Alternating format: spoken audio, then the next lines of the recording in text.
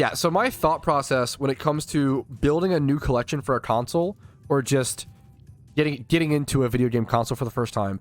If, for example, recently I wanted to get into Sega Genesis, right?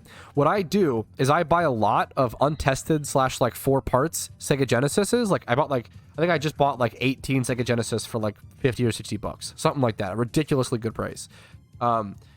And what I'll do is I'll scour through, I buy cords, I buy external cords for them so I can test them all. I buy one Sega Genesis game, which I just did recently. And then I sort of go through, clean them all up, kind of like piece parts together. I simultaneously get to learn about the hardware and learn about how the systems work and try to fix any super small issues. I don't have like the knowledge, right? But like a really good example is like the amount of PS2 consoles that I like, fat PS2s that I've bought and opened up, just cleaned like the disk drive and then put back together, and they're like working and fixed is like pretty 50% are like fixed that way. It's kind of crazy. That's obviously just stat out of my ass. Don't take that stat super seriously, but you know what I'm saying.